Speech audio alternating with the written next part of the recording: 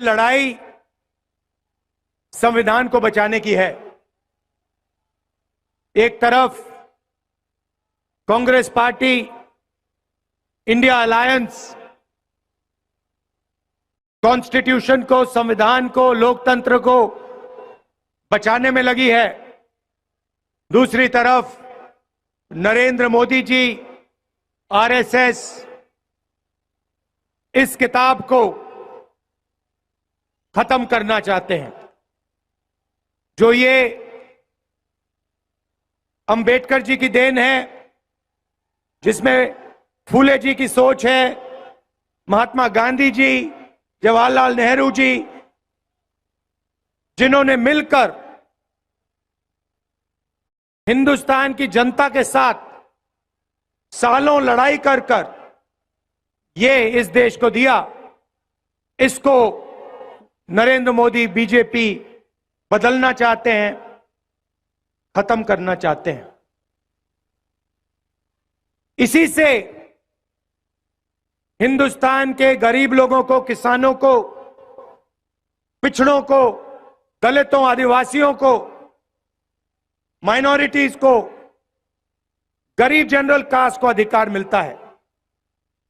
इसके बिना आप कहीं के नहीं रहोगे। जो भी आपके पास है सारा उन्हीं 22-25 लोगों के हाथ में चला जाएगा। मनरेगा बना, भोजन का अधिकार, जमीन अधिग्रहण बिल, हरी क्रांति, सफेद क्रांति, बैंक नेशनलाइजेशन, ये सारे के सारे काम इस किताब ने आपको दिए हैं। और मैं आपको बता रहा हूं, जिस दिन ये गायब हो गई,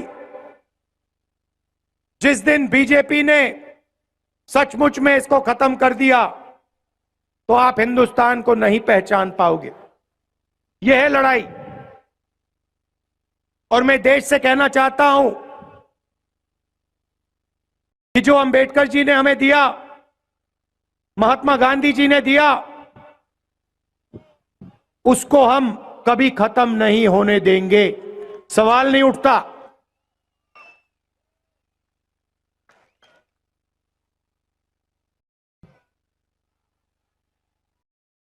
कभी उनके नेता संविधान को बदलने की बात करते हैं, कभी कहते हैं कि आरक्षण खत्म कर देंगे। मोदी जी बस एक सवाल का जवाब दे दें। ये जो 50% का लिमिट आरक्षण पे लगा है, किसी भी भाषण पे वो कह दें कि 50% की लिमिट को वो हटा देंगे, कहीं भी जाके कह दें। हमने निर्णय लिया है, चुनाव के बाद ये जो आर्टिफिशियल लिमिट लगा रखी है, जिससे करोड़ों लोगों को नुकसान हो रहा है, 50% रिजर्वेशन की लिमिट को हम तोड़ के हटा देंगे, बाहर फेंक देंगे इसको।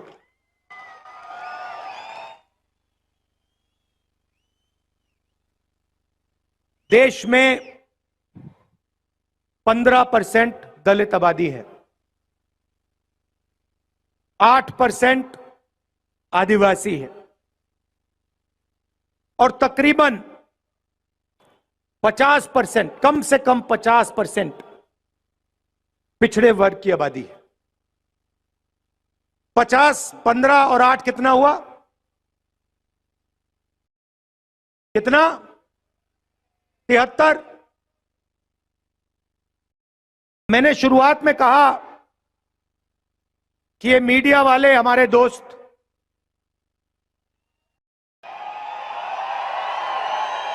जनता सब जानती है। अब भाई इनकी गलती नहीं है, ये इन पे लगाम लगा रखी है, ऊपर से अदानी जी ने बांध रखा है, खोलते नहीं है।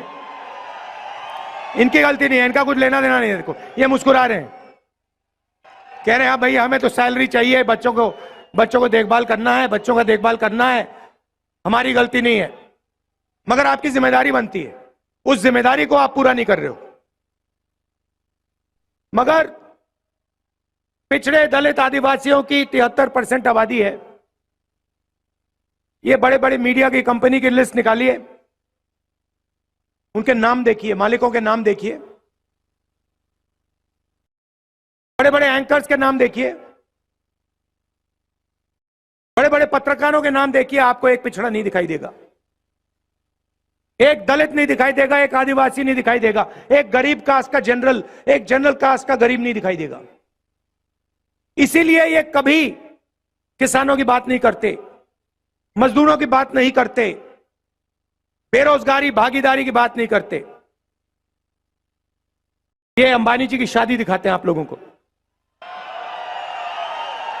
उसमें आपको दिखाते हैं, देखो देखो किसी ने 10 करोड़ की घड़ी पहन रखी है, किसी ने 2 करोड़ का ड्रेस पहन रखा है, वो दिखाते हैं।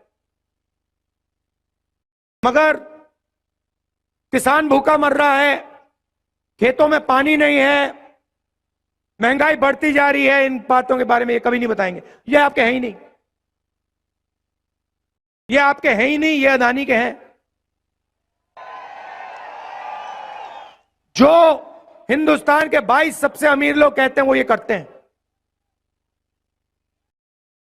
मुंबई का एयरपोर्ट उठा ले गए, सीबीआई ईडी का दबाव लगाया, अदानी जी को पकड़ा दिया, मीडिया ने कुछ नहीं कहा। Ports, airport, infrastructure, defence industry सारी की सारी उठा के ले गए, मीडिया कुछ नहीं कहती। मगर इनकी जिम्मेदारी बनती है।